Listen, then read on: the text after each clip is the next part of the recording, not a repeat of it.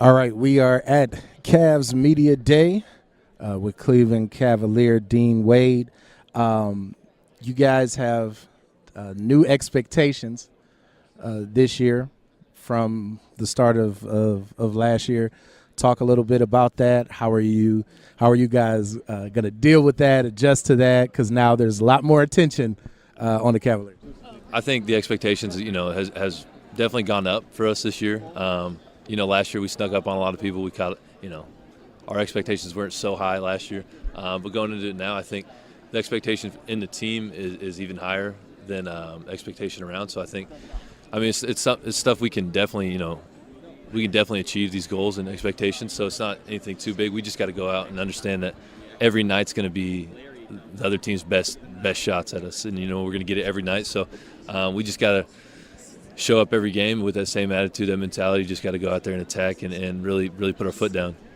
Dean, first, congrats on the contract. Congrats on getting married. We've seen you kind of grow and develop a little bit. Talk a little bit about what you're looking for as you continue to grow. Any individual goals, but then also your role within the team. Like, where do you see that going this year? Man, my journey's been pretty crazy, going undrafted and then two-way. But the things that just kept me going and kept me on the same path is just the I came in every day, even when I was a two-way, knowing I wasn't going to play. I just came in every morning, worked out, did the same thing, kept the same routine, and I think that really, I think that's why the coaches gave me a shot, and I took advantage and played well. My goals for this upcoming year is just to be more consistent. Last year, I wasn't the most consistent player. I was up and down. One night I'd play a lot of minutes. I wouldn't play the next 5 games or something like that. So it's been all pretty crazy. But this year I'm hoping, get a few more minutes here and there and just really show that I can be a real tool on the defense and offensive end. So it'll be exciting. I'm excited to see where this goes. But yeah, it's been a crazy ride. You mentioned being a two-way player, and this is kind of a two-part question. So just talk about, so you went undrafted, had to go the two-way route.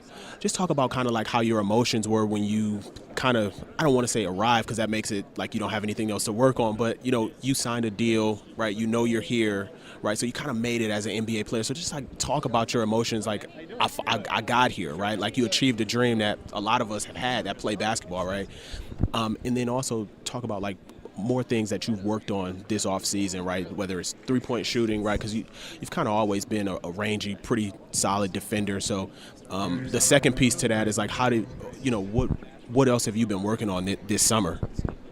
Coming out of college, I broke my foot my senior year coming out. So I was down. I was down bad. I didn't think I thought my chance was over. Really did. But, I just kept going, and luckily I got healthy enough I could do a couple pre-draft workouts. I think I ended up doing 12 or 13, and did the last one with the Cavs, and then they were they actually offered me a two-way the next day. So the next day was the draft.